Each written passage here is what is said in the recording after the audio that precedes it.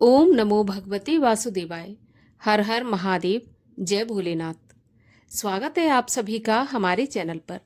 आज के इस वीडियो में आप सुनेंगे सोमवार के व्रत की कथा। सोमवार का व्रत भगवान शिव को समर्पित होता है और भगवान शिव की कृपा से इस व्रत को करने वाले की सभी मनोकामनाएं पूर्ण होती हैं। तो आज हम आपको सोमवार के व्रत की कथा सुनाएंगे। अगर आप व्रत रखते हैं तो बहुत ही श्रेष्ठ है, लेकिन अगर व्रत नहीं भी रख पाते किसी भी कारण से तो कथा तो अवश्य सुननी चाहिए। कथा सुनने मात्र से व्रत रखने के बराबर पुण्य फल तो नहीं, लेकिन उसका आधा तो अवश्य ही प्राप्त होता है। तो कथा तो अवश्य सुननी चाहिए। तो इससे पहले मैं कथा आरंभ करूं, आपसे एक आग्रह है कि अगर अभी तक आपने चैनल को सब्सक्राइब नहीं किया है, पहली बार चैनल पर आए हैं, तो चैनल को सब्सक्राइब करके बेल आइकन पर क्लिक कर लीजिए और कथा अच्छी लगे तो लाइक अवश्य करिए। आपके लाइक से ही पता चलता है आपको हमारा वीडियो पसंद आया। तो चलिए अब हम शुरू करते हैं सोमवार के व्रत की कथा। एक नगर में एक बहुत ही धनवान साहूकार रहता था। उसके घर में धन की कोई कमी नहीं थी, परंतु वह बहुत दुखी रहता था क्योंकि उसके कोई पुत्र नहीं था और इसी चिंता में दिन रात दुखी रहा करता था। पुत्र की कामना के लिए वह प्रत्येक सोमवार को शिवजी का व्रत और पूजन भी किया करता था। सायंकाल को भगवान शिव के मंदिर में जाता और दीपक जलाता। इस प्रकार से भगवान शिव की सेवा किया करता था।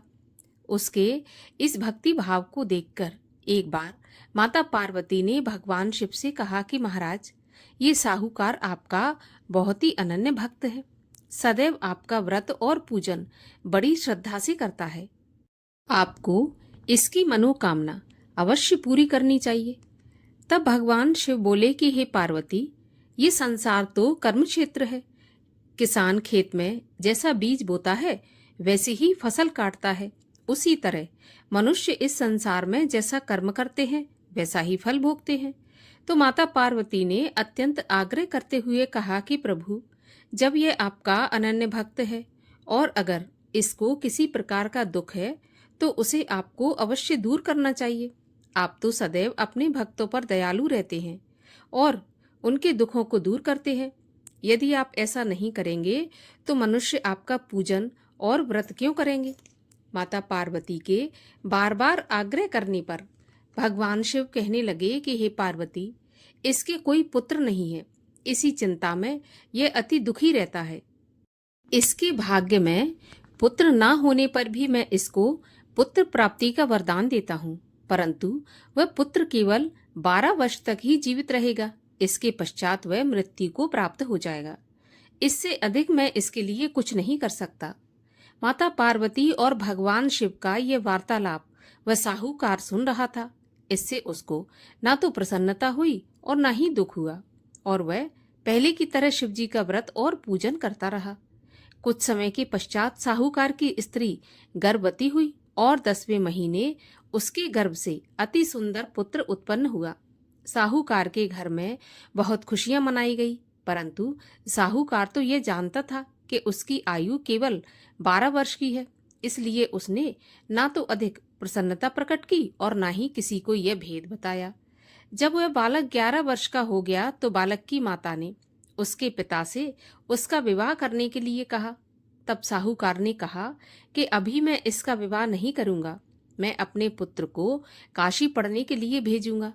साहूकार ने बालक के मामा को बुलाकर उसको बहुत सा धन देकर कहा कि तुम इस बालक को काशी पढ़ने के लिए ले जाओ और रास्ते में जिन जिन स्थानों से भी जाओ, यज्ञ करते, ब्राह्मणों को भोजन कराते और दक्षिणा देते हुए जाना। दोनों मामा भांजे यज्ञ करते, ब्राह्मणों को भोजन कराते और दक्षिणा देते हुए काशी की ओर चल पड़े। रास्ते में एक शहर पड़ा। उस शहर में राजा की कन्या का विवाह था, परंतु जो राजकुमार विवाह करने के लिए आया था वह एक आंख से काना था। तो उसके पिता राजा को इस बात की बड़ी चिंता थी कि कहीं राजकुमार को देखकर राजकुमारी या उसके माता पिता विवाह में किसी प्रकार की अड़चन पैदा न कर दें। जब उसने सेठ के अति सुंदर लड़के को देखा तो उसके मन में ये विचार आया कि क्यों न द्वाराचार के समय इस लड़के से दूल्हे का काम चला लिया जाए। ऐसा मन में विचार करके उस राजकुमार के पिता ने उस लड़के और उसके मामा से बात की, तो वे दोनों राजी हो गए। इसके बाद साहूकार के लड़के को दूल्हे के कपड़े पहनाकर घोड़ी पर बैठाकर कन्या के द्वार पर ले गए। सभी कार्य प्रसन्नता से पूरे हो गए। राजकुमार के पिता ने सोचा कि यदि विवाह भी इसी लड़के से करा लिया जाए तो इसमें बुराई क्या है। ऐसा सोचकर लड़के और उसके मामा से उसने बात की कि यदि आप फेरों और कन्यादान के काम को भी पूरा करा दें तो आपकी बड़ी कृपा होगी। मैं इसके बदले में आपको बहुत सारा धन दूंगा। तो दोनों ने इसे खुशी खुशी स्वीकार कर लिया। अब विवाह कार्य बहुत अच्छी तरह से संपन्न हो गया। सेठ का पुत्र जिस समय जाने लगा तो उसने राजकुमारी की चुनरी के पल्ले पर लिख दिया कि तुम्हारा विवाह मेरे साथ हुआ है, परंतु जिस राजकुमार के साथ तुम्हें विदा किया जाएगा वह एक आंख से काना है और मैं काशी पढ़ने जा रहा हूँ। सेठ के लड़के के जाने के बाद राजकुमारी ने जब चुनरी पर ऐसा लिखा देखा हुआ पाया तो उसने काने राजकुमार के साथ जाने से मना कर दिया। उसने अपने माता पिता को सारी बात बता दी और कहा कि ये मेरा पति नहीं है, मेरा विवाह इसके साथ नहीं हुआ और जिसके साथ मेरा विवाह हुआ है वह तो काशी पढ़ने चला गया। राजकुमारी के माता पिता ने अपनी कन्या को विदा नहीं किया और बारात वापस चली गई। उधर सेठ का लड़का और उसका मामा काशी पहुंच गए। वहां जाकर उन्होंने यज्ञ करना और लड़के ने पढ़ना शुरू कर दिया। जब लड़के की आयु 12 साल की हो गई उस दिन उन्होंने यज्ञ रच रखा था। लड़के ने अपने मामा से कहा कि मामा जी, आज मेरी तबीयत कुछ ठीक नहीं है। तो मामा ने कहा कि जाओ अंदर जाकर सो जाओ। तब लड़का अंदर जाकर सो गया और थोड़ी ही देर में उसके प्राण निकल गए। जब उसके मामा ने आकर देखा कि उसका भांजा तो मरा पड़ा है तो उसको बड़ा ही दुख हुआ, परंतु उसने सोचा कि अगर मैं अभी से रोना पीटना मचा दूंगा तो यज्ञ का काम अधूरा रह जाएगा। अतः उसने जल्दी से यज्ञ का कार्य समाप्त करवाकर ब्राह्मणों के जाने के बाद रोना पीटना मचा दिया। संयोगवश उसी समय शिव पार्वती उधर से जा रहे थे। जब उन्होंने जोर जोर से रोने की आवाज सुनी तो पार्वती जी कहने लगीं कि महाराज, कोई दुखिया रो रहा है, इसके कष्ट को दूर कीजिए। जब शिव पार्वती वहां पहुंचे तो उन्होंने पाया कि वहां पर एक लड़का मरा पड़ा था। माता पार्वती ने देखा तो वे कहने लगी कि महाराज, ये तो वही सेठ का लड़का है जो आपके वरदान से उत्पन्न हुआ था। तब शिव जी ने कहा कि पार्वती, इसकी आयु इतनी ही थी और ये भोग चुका। तब माता पार्वती कहने लगी कि महाराज, इस बालक को थोड़ी सी आयु और दे दो, नहीं तो इसके माता पिता तड़प तड़प कर मर जाएंगे। माता पार्वती के बार बार आग्रह करने पर भगवान शिव ने उसको जीवन का वरदान दे दिया। शिव जी की कृपा से लड़का जीवित हो गया। शिव और पार्वती कैलाश पर्वत पर चले गए।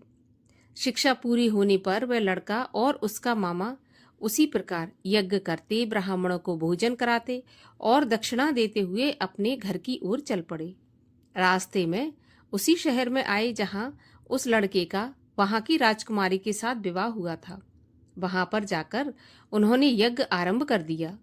जब लड़के के ससुर अर्थात वहां के राजा ने उसको पहचान लिया और महल में ले जाकर उसकी बहुत आवभगत की, फिर बहुत से दास दासियों सहित आदर पूर्वक अपनी राजकुमारी और जवाई राजा को विदा कर दिया।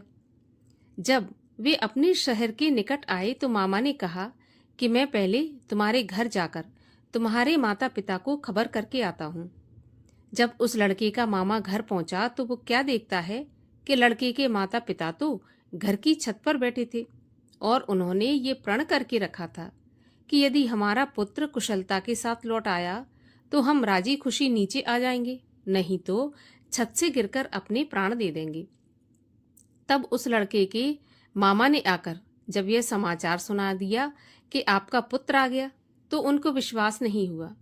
तब मामा ने शपथ पूर्वक कहा कि आपका पुत्र अपनी पत्नी और बहुत सारा धन साथ में लेकर आया है।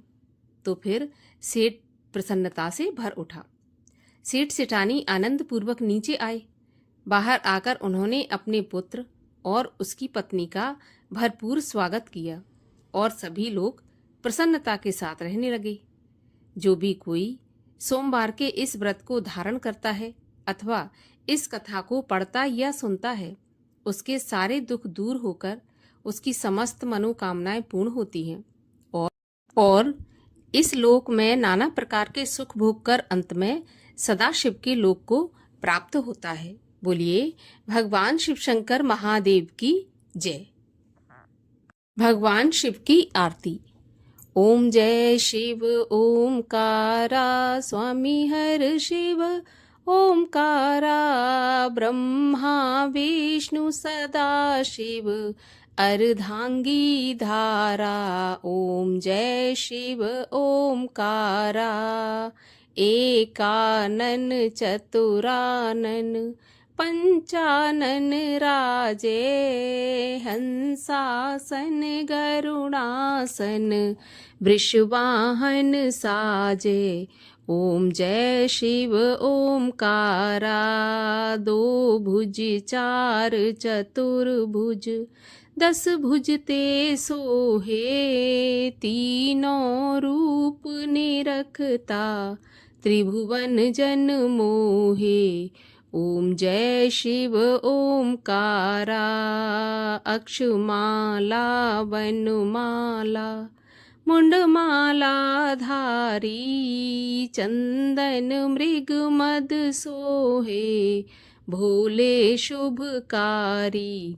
ओम जय शिव ओमकारा श्वेतांबर पीतांबर बाघांबर अंगे सनकादिक ब्रह्मादिक भूतादिक संगे।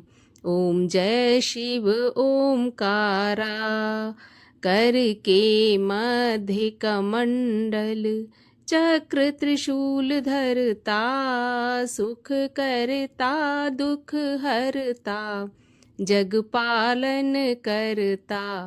ओम जय शिव ओमकारा ब्रह्मा विष्णु सदा शिव जानत अविवेका प्रणवाक्षर के मध्य ये तीनों एका। ओम जय शिव ओमकारा त्रिगुण शिव जी की आरती जो कोई जन गावे कहत शिवानंद स्वामी मन वांछित फल पावे। ओम जय शिव ओमकारा। बोलिए शिव शंकर महादेव की जय।